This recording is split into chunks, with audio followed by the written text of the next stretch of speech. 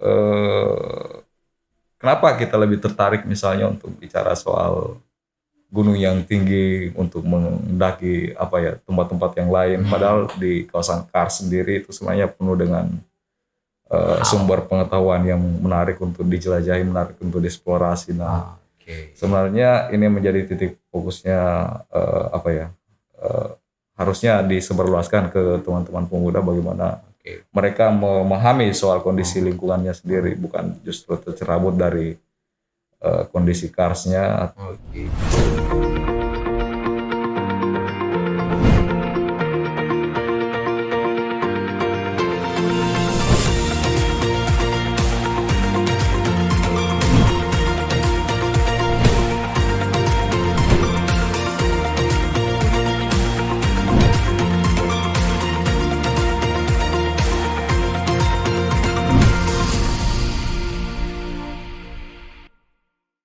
Assalamualaikum warahmatullahi wabarakatuh. Kita berjumpa kembali di Jurnal Podcast bersama saya Haridur Rustam. Sahabat lingkungan, saat ini saya bersama narasumber ya. Welcome, selamat datang di Jurnal Podcast Bung Ferdi. Siap. Oke. Bung Fer, apa kabar? Baik. Sehat? Alhamdulillah belum kena. Belum kena apa ini? Pilek. Sambil dekat-dekat biar mic-nya lebih nyaman. Siap. Akhirnya baru ketahuan kalau dirimu ada di FFI. FFI. Apa sih FFI itu? Yeah. Festival Film Internasional atau apa? Yang bilang bang seperti itu banyak. Mungkin kamu bisa jelaskan, Bu. Ya. FFI sendiri sebenarnya singkatan dari Fauna Flora Internasional. Fauna Flora Internasional. Ya. Okay. Nah, kalau di Indonesia sudah beroperasi dari tahun 1996. 96.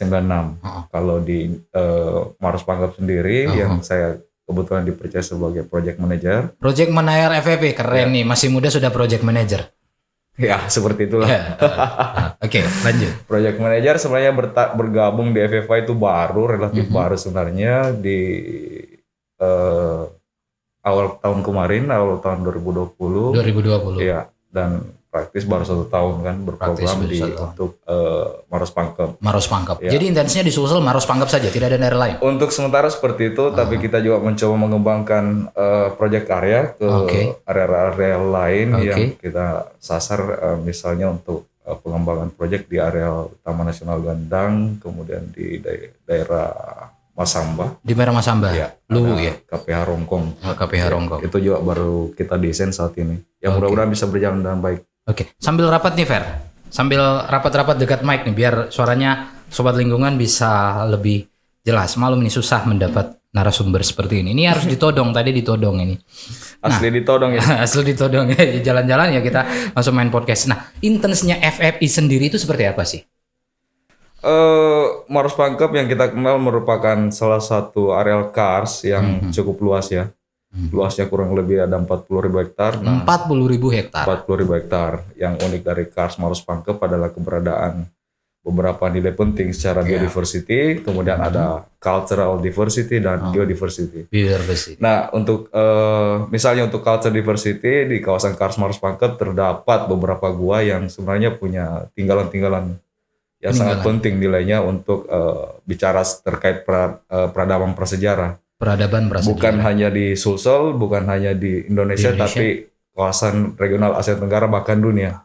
Global. Nah, itu ada di Kars Maros Pangkep. Baru-baru ini arkeolog misalnya menemukan ada lukisan yang umurnya 45.000 tahun. 45.000 tahun. Akhirnya itu bisa, wah ini kacau, ini banyak akhirnya teori-teori itu banyak terbantahkan dengan. Betul. Ya, hadirnya. banyak teori yang nah, itu salah satu nilai penting yang lain misalnya untuk biodiversity. Kars Maros Pangkep dikenal sebagai kawasan Kars pada umumnya sebenarnya memiliki flora fauna endemik. Nah, salah satunya misalnya untuk kawasan Kars Maros Pangkep ada beberapa jenis flora fauna yang endemik juga dilindungi berdasarkan peraturan. Nah, misalnya keberadaan burung rongkong. Burung rongkong. Ya, endemik Sulawesi yang ada di daerah Maros juga. Iya, ada di daerah Maros, kemudian ada Makaka Maura. Makaka Maura, ada Tarsius juga. Makaka bukan yang banyak di daerah di pinggir jalan itu ya. Pinggir jalan itu. Nah, itu, ya? itu jadi persoalan kita bersama saat ini karena sepertinya untuk habitat makaka ini ada perubahan. Mereka spesies makaka yang dulunya tinggal di hutan tiba-tiba harus turun ke jalan. Seperti itu. Pertanyaannya adalah apakah misalnya habitatnya ada gangguan atau ada perubahan kebiasaan dari interaksi manusia selama ini. Nah, itu juga masih kita harus telusuri. Nah, pertanyaannya untuk selama setahun apa sih sebenarnya yang ditemukan di situ? Ataukah sudah bisa ditarik satu kesimpulan sementara yang tentatif? Kenapa kemudian makaka ini berada di poros Camba turun ke jalan? Belum ada kesimpulan sebenarnya, Fis, karena untuk itu kita butuh penelitian yang sangat detail dan butuh data yang sangat ground check juga termasuk harus selalu dilakukan hampir setiap hari. Nah, itu kita belum bisa fokus untuk itu. Nah, kemarin teman-teman di 1 tahun ini fokus mengeksplorasi sebanyak mungkin tinggalan-tinggalan atau nilai penting dari keberadaan Kars Marus Pangkep. Salah satu yang kita temukan misalnya ada beberapa gua yang punya tinggalan prasejarah itu belum teridentifikasi, dan teman-teman dari kegiatan survei eksplorasi Kars itu bisa menginventarisasi seperti itu. Juga termasuk salah satu nilai penting kawasan Kars adalah keberadaan sistem hidrologi di kawasan Kars. Hidrologi. Ya. Kalau yang kita lihat di permukaan di saat musim kemarau kawasan Kars itu kering ya. Benar. Kering. Padahal sebenarnya karakteristik dari Kars itu adalah ibaratnya seperti spon. Dia menyerap, dia menjadi dia menyerap air dari permukaan, dari eksokars, kemudian turun ke sistem hidrologi Kars. Nah, yang menarik di kawasan Kars Marus Pangkep itu ada 2 yang merupakan sistem hidrologi terpanjang di Indonesia. Wow. Nah, itu dia. Menarik sekali. Berarti kawasan Kars juga ini selain menjaga atau pusat biodiversity juga menjadi penampungan air. Iya. Nah, terus bagaimana dengan hadirnya perusahaan-perusahaan tambang yang di bidang Kars itu? Iya. Bagaimana tanggapan Anda melihat ini? Ini dia yang jadi persoalan karena keberadaan kegiatan eksploitasi misalnya di kawasan Kars Marus Pangkep juga secara undang-undang legal ya. Ya, legal. Itu kan secara undang-undang memang legal. Mereka punya izin, mereka ada izin apa segala macam. Kemudian pokoknya secara hukum itu legal. Nah, jadi persoalan adalah bagaimana melakukan pendekatan ke privat sektor misalnya untuk mengadakan kegiatan-kegiatan yang sifatnya reklamasi, itu yang pertama. Terus yang kedua, bagaimana menghindari efek dari kerusakan yang lebih besar, misalnya untuk keberadaan sistem hidrologi. Karena jadi persoalan juga sebenarnya kalau kita bicara sistem hidrologi, belum semua sistem hidrologi Kars di kawasan Kars Marus Pangkep itu telah dipetakan. Jadi untuk membuktikan misalnya dampaknya seperti apa ke sistem kawasan Kars, apakah ada pengaruh dari debu ke gua itu masih harus diteliti lebih detail. Jadi kita masih tidak boleh terjebak dengan asumsi-asumsi. Benar sekali, tidak boleh terjebak dengan asumsi. Baik, sahabat lingkungan, berarti memang Kars itu punya peranan penting ya dalam ekosistem. Selama setahun atau selama dalam berjalannya ini, kalau boleh tahu site baru yang ditemukan berupa gua tadi, karena kita singgung ada gua-gua oleh FFI sudah berapa?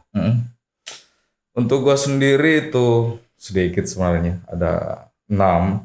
Tapi nilai penting dari 6 ini menjelaskan bahwa sebenarnya untuk untuk potensi cultural diversity atau biodiversity dan geodiversity dari kawasan Kars Marus Pangkep itu belum selesai diungkap. Belum selesai diungkap, masih banyak relung yang semestinya mengundang teman-teman atau mengundang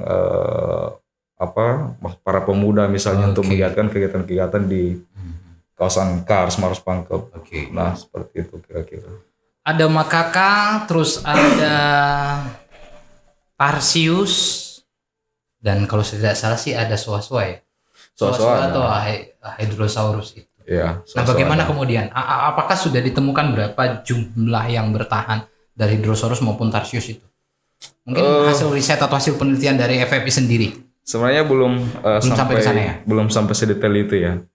Jadi yang kita temukan memang dari hasil eksplorasi berjalan di beberapa titik ini, masih menyisakan tanda tanya misalnya untuk beberapa spesies yang belum selesai diidentifikasi itu pertama. Terus yang kedua, mencoba sebenarnya titik fokus dari survei eksplorasinya kita coba membandingkan antara areal konservasi atau areal taman nasional dengan areal-areal yang berada di luar kawasan taman nasional. Seperti apa perbedaannya, apa kesamaannya, dan apakah misalnya keterwakilan dari KARS yang sudah berada di dalam kawasan Taman Nasional ini sudah representatif mewakili KARS keseluruhan. Nah, yang jadi poin pentingnya kita bahwa sebenarnya ada perbedaan yang khas antara kawasan KARS yang berada di luar dengan yang berada di areal konservasi. Perbedaannya itu seperti apa? Misalnya keberadaan KARS soliter yang gugusan yang terpisah dengan blok yang lebih besar. Wah, KARS soliter kayaknya. Soliter maksudnya ya berdiri sendiri. Ada biasanya dicirikan dengan tower yang terpisah. Benar. Ya. Kalau pernah jalan ke Leang-Leang misalnya itu ada beberapa areal yang terpisah ya dari blok-blok gamping yang lebih besar atau blok KARS yang lebih besar yang hari ini sudah masuk kawasan Taman Nasional. Nah itu berbeda. Bedanya misalnya mereka KARS yang berada di luar kawasan Taman Nasional ini juga punya sistem hidrologi, atau yang pertama sistemnya terpisah, ada yang terpisah dengan kawasan Taman Nasional.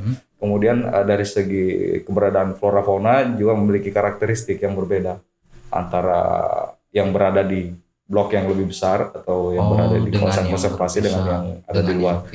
Nah, gambaran itu baru hipotesis awal yang masih harus dibuktikan dengan mendetailkan temuan-temuan yang sudah dihasilkan dari kegiatan eksplorasi kemarin. Waduh, 40.000 hektar itu bukan pekerjaan sedikit menurut Bung Per ya.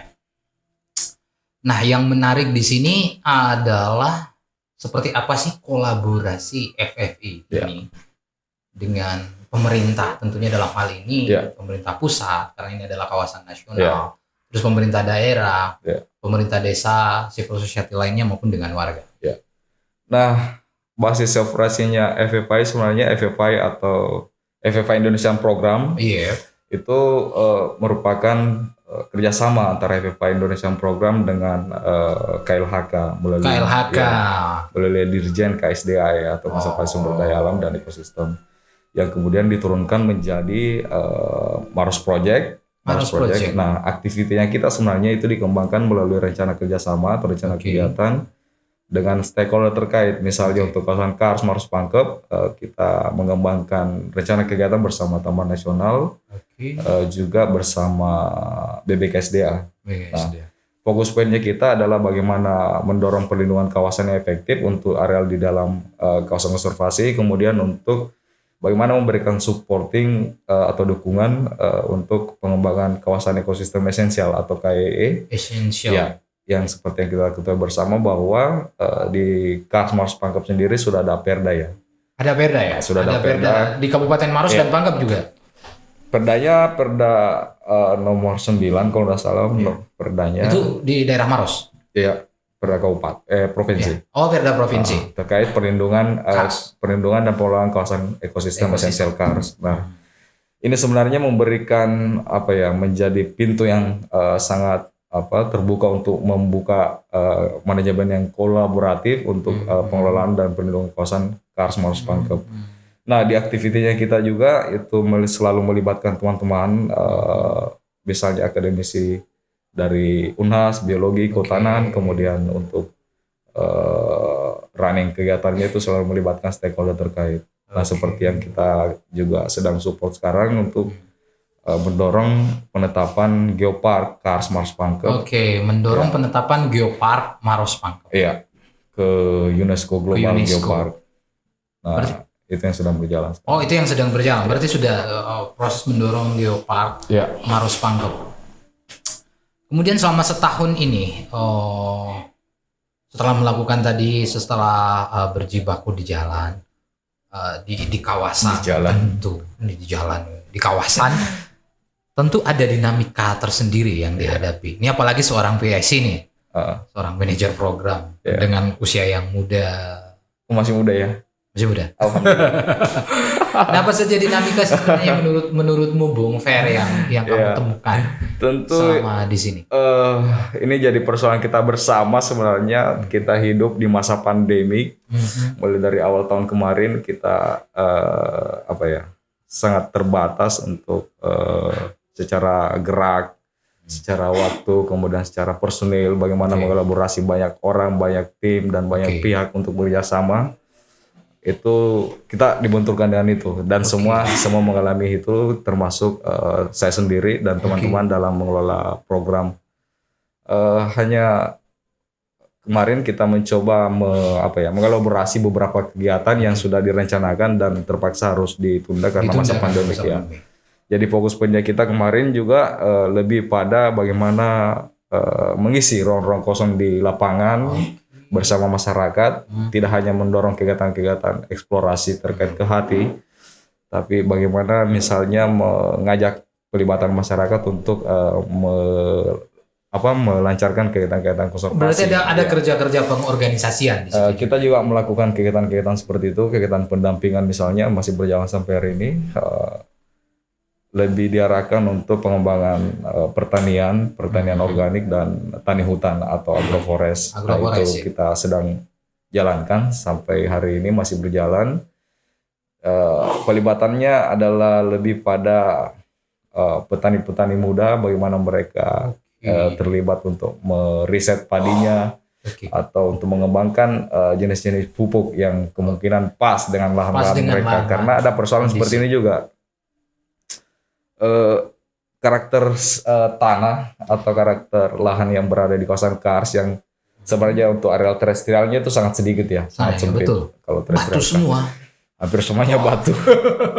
Nah, yang bisa ditanam itu sedikit ya, yang termasuk untuk areal-areal buffer misalnya itu luas sawah yang berada di areal kars itu tidak banyak semuanya. Hanya persoalan seperti ini karena tidak semua kondisi tanah atau kondisi sawah itu sama di semua tempat. Jadi itu hasil temannya teman-teman petani yang kita coba. Berarti petani sendiri sudah kemudian mendapatkan hasil dari dia menemukan, dia mengamati bahwa ternyata memang tidak sama. Berarti itu mereka sudah menjadi subjeknya. Mereka jadi subjeknya. Kita menekankan memang ada transformasi pengetahuan yang berjalan terus-menerus antara teman-teman dari FFI yang juga dibantu oleh beberapa ahli bagaimana bertransformasi pengetahuan terkait uji tanah misalnya atau uji kandungan pupuk. Nah, kita berharap dengan cara seperti itu bisa mendorong partisipasi aktif masyarakat untuk melestarikan kawasan kars Maros Pangkep. Ini karena urusan konservasi atau urusan pelestarian kars sebenarnya bukan urusan kecil ya, bukan urusan yang bukan cuma urusan kecil dan bukan cuma milik FFI. Iya, berarti semua pihak punya tanggung jawab untuk menjaga dan melestarikan itu. Baik Fer, itu dinamikanya. Tentu selama menjalani program ini atau berjibaku dalam kars ini, tentu ada pengalaman-pengalaman atau kesan-kesan yang paling menarik. Kalau tadi kan cerita dinamika. Nah, sekarang bisa tidak ceritakan ada satu mungkin pengalaman atau kejadian yang membuatmu sangat berkesan dan ya mungkin menantang dan lain segala macam. Secara personal. Ini secara personal karena kalau secara program sih ya tentu akan menantang semua. Tapi secara personal itu juga penting menurutku. Apa ya? Mungkin lebih ke ini ya, karakter dari morfologi kars sendiri yang berbeda dengan morfologi bentang lahan yang lain, misalnya gunung-gunung vulkanik atau apa. Selalu ada kekhawatiran di saya sebagai lead project, misalnya ketika teman-teman eksplorasi di kawasan kars sampai berhari-hari, sampai berminggu-minggu misalnya. Karena ya misalnya untuk eksplorasi gua itu membutuhkan skill tersendiri. Kemudian itu butuh waktu lama sebenarnya untuk mengasah itu. Nah, hal lain juga yang secara personality cukup menarik selama mengelola project ini karena tiba-tiba seperti ada energi yang lebih besar yang berarti memang ada passion ya. Karena setahu saya sih kalau saya buka memang backgroundnya dari situ ada passion tersendiri gitu kan. Saya memang sejak kuliah memang sudah terbiasa keluar masuk Kars ya. Jadi sudah dari 2003 bahkan sebelum kuliah malah. Ya, sudah senang eksplorasi, senang keluar masuk hutan. Dan kebetulan senangnya memang cave. Oke. Ke tebing. Jadi manjat-manjat. Baik, ini ada yang dinamika menarik nih. Bagaimana pandanganmu soal fenomena sosial sekarang yang banyak menjadi dieksploitasi ya, dalam hal ini dikapitalisasinya Project Kars secara kreatif, yaitu kawasan Ramang-Ramang. Menurutmu seperti apa? Apa dampak kemudian proses yang bisa diharapkan? Atau mungkin ada sebuah strategi sehingga ini bisa dijadikan campaign, atau mungkin ya ini ke depan ini kurang bagus sebenarnya. Seperti apa sih pandangan untuk eksplor? Karena ini kan masuk dalam kawasan ya. Sebenarnya kalau kita melihat Ramang-Ramang tidak masuk dalam kawasan sebenarnya. Bukan kawasan konservasi TN, itu di luar. Tapi kalau kita lihat perjalanannya sebenarnya, karena saya juga beberapa kali sempat terlibat ya di awal bersama teman-teman waktu itu 2000 berapa ya? 2010. 2010 itu titik memulainya. Yang membuat Ramang-Ramang seperti itu karena ada benturan yang mendesak waktu itu antara kepentingan korporasi. Ya, ada tambang yang ini. Kemudian teman-teman melihat bahwa strategi mempublish keanekaragaman atau mempublish keindahan lah. Keindahan dari kawasan Kars, Ramang-Ramang sebagai suatu objek wisata waktu itu menjadi pilihan yang harus dilakukan. Siap atau tidak siap kondisi masyarakat itu harus dilakukan, karena cara itu yang cenderung bisa melawan korporasi bisa membendung ya. Itu satu. Terus yang kedua, sebenarnya proses yang sudah berjalan itu kalau kita melihat mengambil petik pembelajaran ya. Dari sunset line misalnya, atau dari model-model kelola kawasan, bagaimana masyarakat terlibat mengelola, bisa dibilang Ramang-Ramang yang representatif sampai hari ini seperti itu, terlepas dari residu yang dihasilkan dari kegiatan-kegiatan wisata. Eksploitasi gitu ya. Nah, saya pikir itu konsekuensi yang teman-teman harus pikirkan sekarang, dan bagaimana itu dibangun lebih progresif nanti ke depannya. Untuk proses konservasinya. Baik, terima kasih Fer, sangat menarik sekali. Walaupun untuk teman-teman jurnal podcast, sahabat lingkungan, mungkin ada satu statement nih, closing point, harapan ke depan FFI secara kelembagaan, terus selama berapa tahun dia kemudian berjalan di sini. Harapannya ke depan, dan mungkin melalui podcast ini ada yang ingin disampaikan lah. Kalau yang lepas dari, mungkin saya missing tadi bertanya sesuatu kepada dirimu, Bung. Silakan. Ya, kalau harapan sebagai FFI ya. Iya, harapan sebagai FFI dan privasi, tentu. Jadi FFI tidak bisa lepas dari pribadi, karena you adalah manajer programnya untuk Marus Pangkep. Oke, itu saya kira. Ya, tentu saja sebagai project manager yang sedang memegang tanggung jawab untuk bagaimana caranya objektif kegiatan ini bisa tercapai, atau objektif proyek yang kita bisa tercapai. Tentu sangat berharap ada kolaborasi ya. Yang pertama ada kolaborasi multi pihak untuk mendorong pelestarian kawasan Kars Marus Pangkep, tidak hanya di areal-areal yang sudah ditetapkan sebagai kawasan taman nasional tentunya. Nah, kalau kita juga bicara soal Kars, sebenarnya bukan hanya Marus Pangkep, tapi itu ada areal-areal kabupaten lain, ada Bone, ada Sopeng, ada Baru. Ya, seperti itu. Nah, kita berharap kesadaran terkait ekosistem Kars ini bisa meluas. Tidak hanya menjaga kawasan Kars Marus Pangkep yang sebentar lagi mungkin ya akan ditetapkan sebagai salah satu site UNESCO Global Geopark. Jadi pertanyaan kemudian adalah, apakah tidak ada keterhubungan antara kawasan Kars yang berada di kawasan Kars Marus Pangkep dengan yang ada di kabupaten sebelah? Administratif itu belakangan. Iya benar kan, administratif itu bentukan pemerintah dan lain segala macam. Tapi kalau kita menarik 45.000 tahun yang lalu, 40.000 tahun yang lalu kan ya. Nah, tapi kita juga tidak bisa misalnya sekedar berasumsi bahwa secara permukaan ada atau tidak ada hubungan.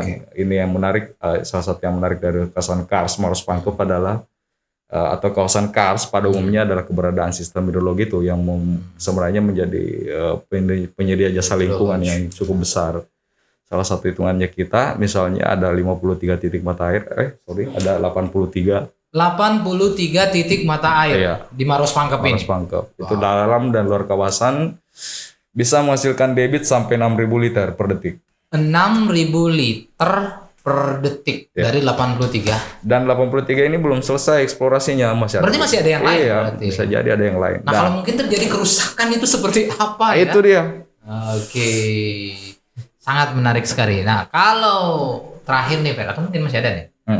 Dari dirimu nih, Bu. Ya. Sebelum saya ngasih pertanyaan terakhir. Itu yang pertama soal gambaran seperti apa harusnya kita bekerja untuk kawasan pelestarian kawasan Kars Maros Pangkep. Ada upaya untuk kolaborasi multi pihak, itu yang pertama. Terus bagaimana mengembangkan kesadaran masyarakat bukan hanya di kawasan Kars Maros Pangkep tapi di luar. Ya, di luar. Nah, yang berikutnya itu soal peran teman-teman pemuda misalnya. Pemuda nih yang penting yang bisa kita nih pemuda. Apalagi harapan bangsa. Yang dikenalkan lumbung PA lah ceritanya. Cet nih. Ya. Kok ini ya ada kecenderungan misalnya orang-orang ini secara pribadi yang melihatnya sebagai orang Maros lepas dari kepentingan itulah, kepentingan program tapi sebagai bangsa ya atau sebagai orang yang bermukim di situ. Kenapa kita lebih tertarik misalnya untuk bicara soal gunung yang tinggi untuk mendaki tempat-tempat yang lain, padahal di kawasan Kars sendiri itu sebenarnya penuh dengan sumber pengetahuan yang menarik untuk dijelajahi, menarik untuk dieksplorasi. Nah, sebenarnya ini menjadi titik fokusnya harusnya disebarluaskan ke teman-teman pemuda bagaimana mereka memahami soal kondisi lingkungannya sendiri, bukan justru tercerabut dari kondisi Karsnya dan lebih tertarik untuk mengeksplorasi. Nah, tentu kita punya strategi untuk melakukan itu. Ya, saya kan FFI memiliki itu strategi karena memang ketika bercerita Kars mungkin banyak yang sosial kita ketika ditanya Kars apa itu kan begitu. Kars saja masih belum tahu, kemudian apalagi yang lebih jauh. Dan nah, kalau kemudian saya potong ya.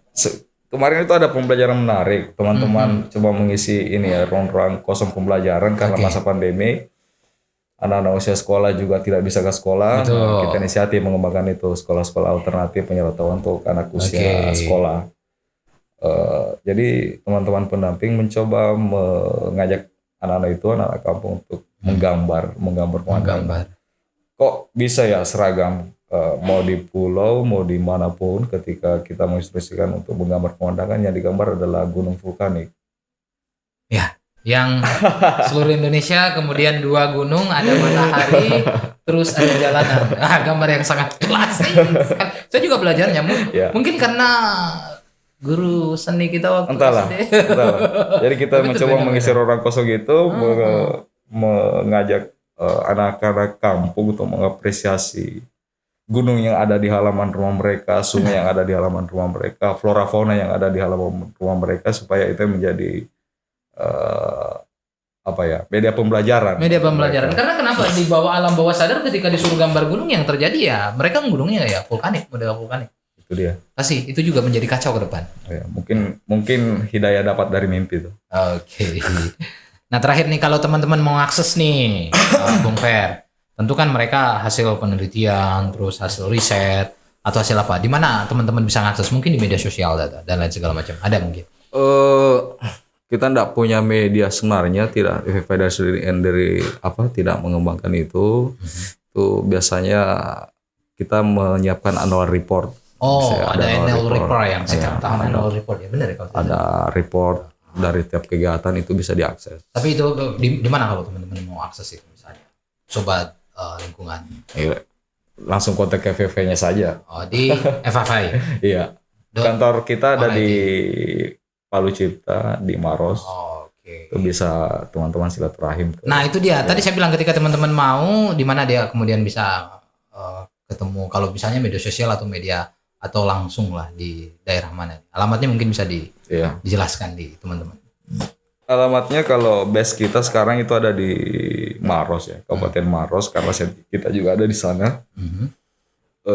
Kalau alamat kantornya ada di BTN Palu Cipta. BTN Palu Cipta, Blok E nomor 1. Blok E nomor 1. Nanti ada di sini ya kita tulis. Oh, tertulis ya? Oh, tertulis nanti. Tentu kalaupun itu nanti karena ini proses diedit. Baik, terima kasih Bung Fer atas waktunya yang sangat berharga sekali sudah hadir di Jurnal Podcast, sudah memberikan kita pengetahuan baru soal pentingnya kawasan Kars terutama di daerah Maros Pangkep. Semoga ini bisa menginspirasi, semoga ini bisa memantik semangat teman-teman pemuda ya dalam menjaga dan mengkonservasi lingkungannya sendiri. Baik, saya Rudi Rustam dan saya Fardi. Mohon pamit dari hadapan teman-teman jurnal sahabat lingkungan sekalian. Kita akan ketemu di episode Jurnal Podcast lainnya. Goodbye now and see you next time. Wassalamualaikum warahmatullahi wabarakatuh. Waalaikumsalam. Salam lingkungan, salam lestari. Salam lestari. Thank you. Ini langsung